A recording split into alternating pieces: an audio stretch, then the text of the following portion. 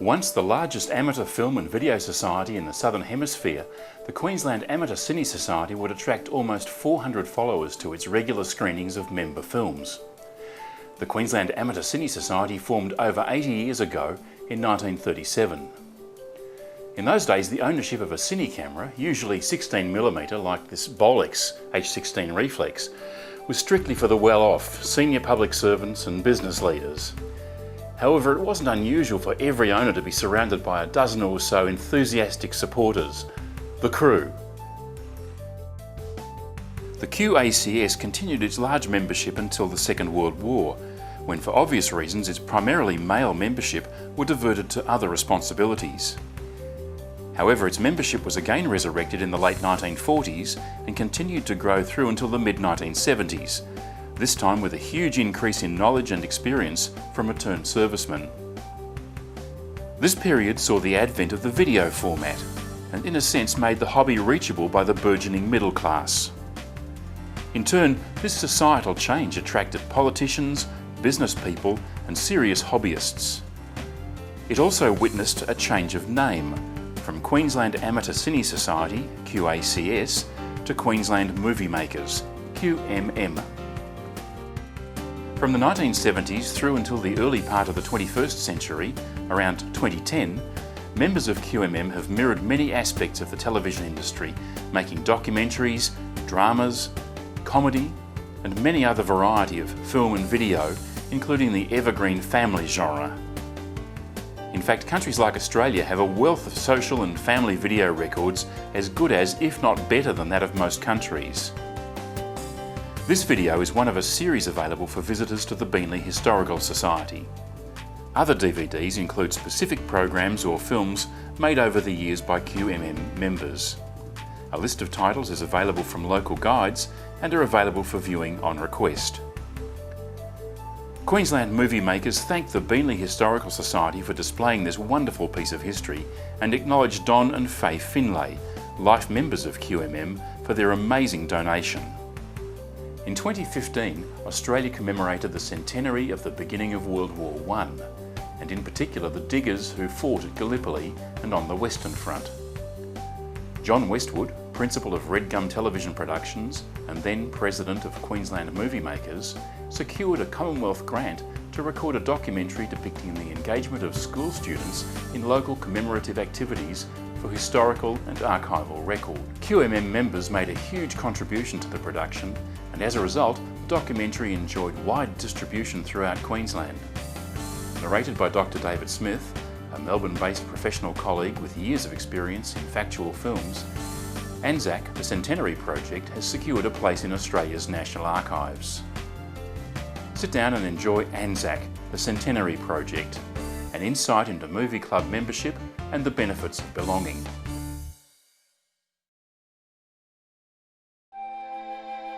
On the 25th of April 1915 began a legend, a very Australian legend, Anzac.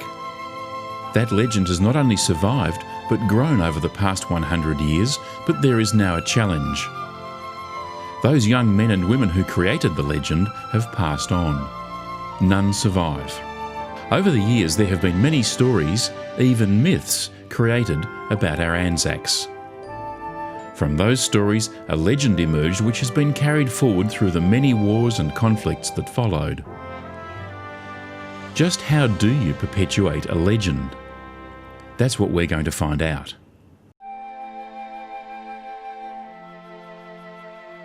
My understanding of the Anzac legend is for the people who sacrificed their lives for us to give us freedom. For all the Australians, to remember those who fought for us and died to save our country. It's taught me that the soldiers have been brave and fought for our country and have made Australia how it is now.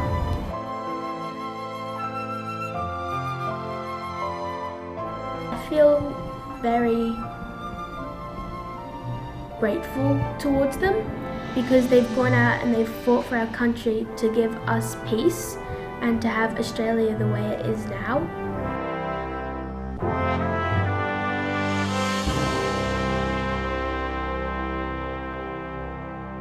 Well, I think this particular project that we're participating in right now, I think is just one example of this fantastic collaboration around schools and young people and veterans and the whole wider community around saying we can do something really special here. We get it. We understand the significance of Anzac Day generally, but the significance of Anzac Day 100 years after the event. And to give young people particularly the opportunity for them to drive a particular project like this one is a phenomenal thing. And I know many years from now people will look back and look at the young people involved, and I'm sure they will as well, and look back and say, we did something, we got involved, we participated, we contributed back. And I think in a sense that is part of paying tribute, honour to a group of very special Australians who lost their lives 100 years ago, to really mark their memory, to make sure that we continue to pay respect and do honour to people who defended us. The things we enjoy today, the great freedoms that Australia has, our wonderful system of democracy, our ability to express ourselves, all those things that we perhaps sometimes take for granted haven't always been the case. And I think if young people are given the opportunity, like through this project, then we get great outcomes, great results, and I think we have better communities and better young people because of it. So congratulations to the schools, all the stakeholders, people involved, and you've done a great job. The legend of Anzac was born on the 25th of April 1915 and was reaffirmed in 8 months' fighting on Gallipoli.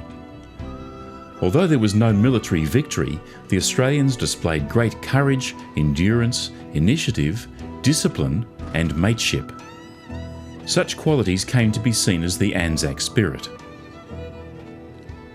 Many saw the Anzac spirit as having been born of egalitarianism and mutual support.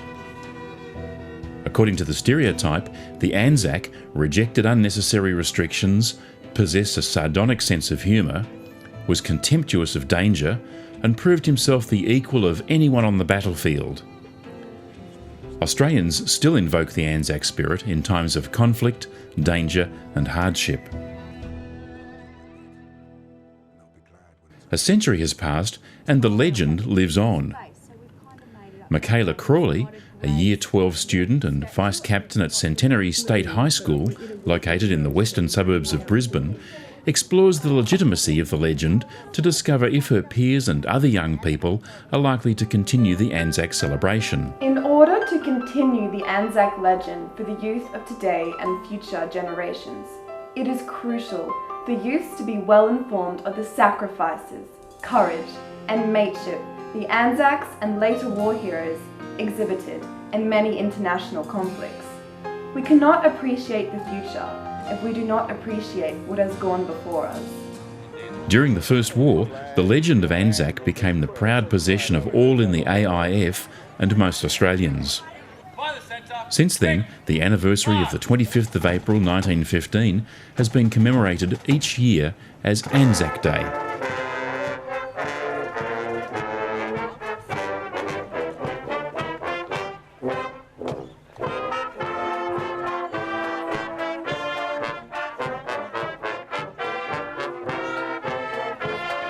The first Anzac Day was conducted in 1916. The troops observed it in various ways, and in London, large crowds watched 2,000 Australians and New Zealanders march to Westminster Abbey. In Australia, there was strong support for the day, with between 60,000 and 100,000 people packing the Domain in Sydney for a service. Anzac Day is not merely a date or some remote campaign, it's a spirit. It's a time to reflect on the past generations of Australians who in hardship displayed courage, discipline and determination. All words we associate with this day, today, Anzac Day. Smaller places had their own observances. Most states marked the day with a public holiday, and within 2 years they all did. Second World War ex-servicemen and later others accepted Anzac Day as theirs too. The commemoration of Anzac Day has become an Australian tradition, each year acknowledging the Anzacs fallen. Personally, I have marched in my local Anzac Day service since I was 5 years old as a Girl Guide, then with my primary school, and now as a secondary student. Every year I see more and more young people joining these marches. This is a true indication of the importance the Australian youth place on this day. In 1990, a few ageing Gallipoli veterans, accompanied by the Prime Minister, went back to Turkey for the 75th anniversary of the landing. Australians watched emotionally as a handful of representatives of a near-vanished army received their salute. The question is, will this tradition be carried on? While youth continue to show respect by appreciating the life they have in a democratic and free nation like Australia, I believe the Anzac legend will always live true. Over the past decade, school children have played a significant role in celebrating Anzac. Dedicated teachers at both primary and secondary level often contribute beyond the call of their knowledge and understanding of the legend. Even beyond Anzac Day, children at all levels are taught the values and responsibility of serving one's community and the importance of military service for Australia's well-being and security. With community funding from the Department of Veterans Affairs, organised through Bernie Ripoll MP, the federal member for Oxley, and supported at both state and local government levels, over 600 students will perform a gala event in July 2015 at Brisbane City Hall. In preparation for this event, students will create a range of projects from art, building and placing memorial plinths in strategic locations throughout the district, an iBook, and create musical performances composed especially for their Anzac commemoration and celebration.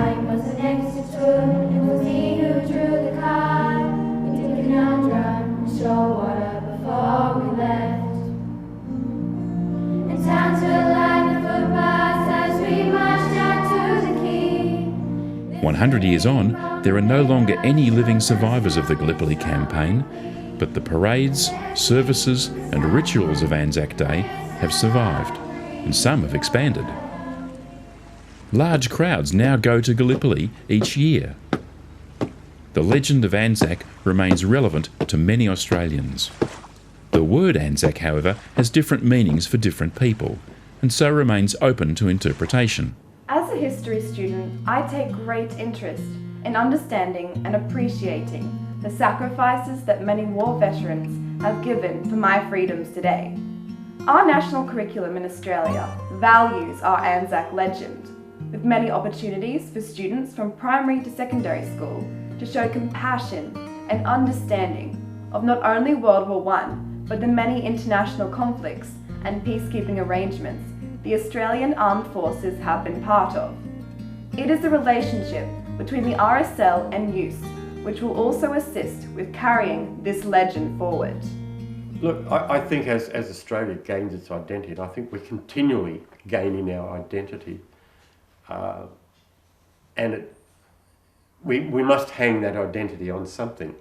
And I feel that with the way education is today, communications are today, it's a lot easier, I think, to research your family background, which I hope will link you back into the Anzac, or link some of the children back into the Anzac history.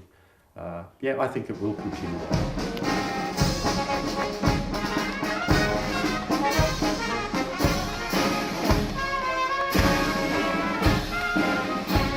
So I had, my grandmother had 5 brothers in World War I. 2 went to Gallipoli.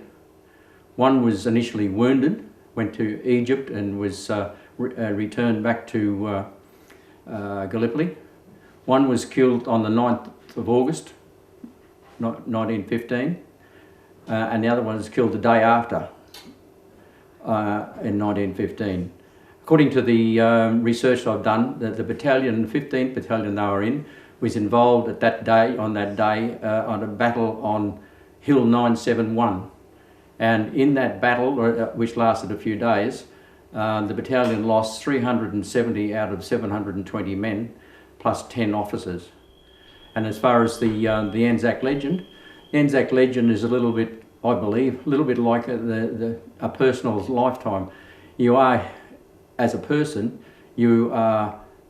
what you are reflects your experiences. I think the Anzac legend has become part of history now and will always be there. I'd like to think that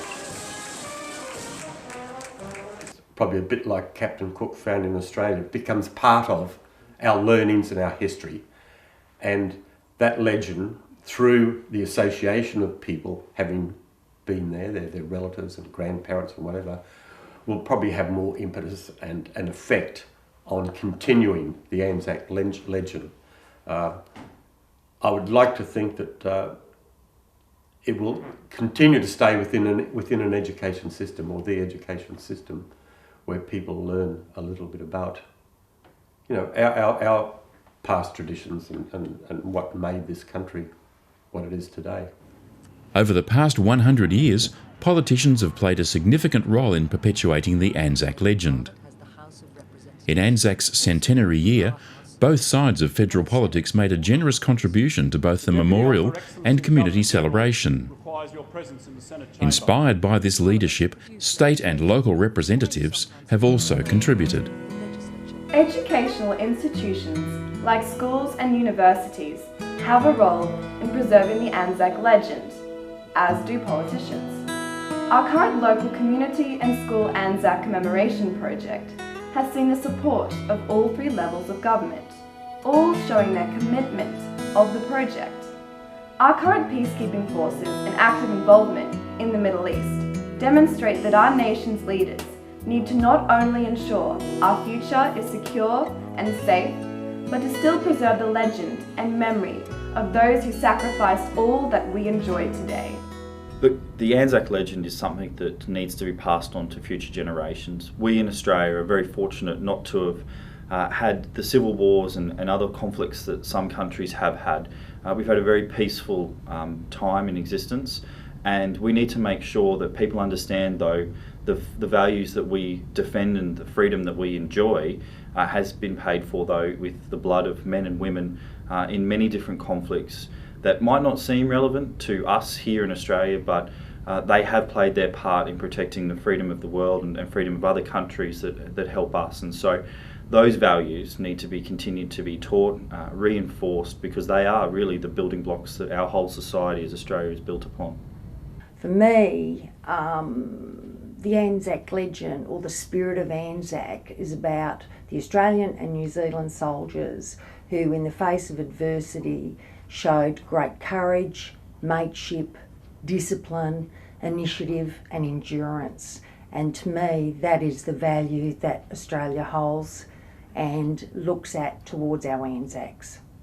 I think one of the fantastic things that we've seen over the years is our younger generation, our children, showing a true interest by the number of people that are turning up to the services. And that has all been a part, I think, of the educations that schools are showing by highlighting to the students, so our teachers highlighting to the students certainly the importance of Anzacs and making sure that that is passed on from generation to generation. And again, with our schools this year, joining forces, so having the alliance of our schools work on the Centenary project 2015 and doing a number of activities across, not only on the day but across the year, again really highlights and promotes and encourages the true spirit of Anzacs. 100 years, I would say, that shows passion, significance and survivability. Here we are, a century after that fateful landing on Anzac Cove at Gallipoli, Turkey, still showing respect to this legend. As we commemorate the centennial of Anzac Day on April 25th, 2015, I urge everyone to look around and truly absorb the Anzac legend. The youth of today are very tolerant of difference, fighting for social justice and demonstrating resilience and persistence. With such qualities, there is no doubt that the legend of Anzac will continue to the future. Glories pass away, change and decay, all around I see. O thou who changest not, abide with me. This project's enabled us to work with community groups who we wouldn't normally have such a strong interface with, and in particular to have our students, and obviously being a school, very young students, working with members of the RSL and learning from their experience and wisdom has been an incredible strength to this project. Our students now have a far greater understanding and appreciation of Anzac and where it sits in contemporary Australia, because they've had these rich interactions with members of the community, and in particular, people who have worn the uniform of the Australian Forces and have contributed so much to Australian society.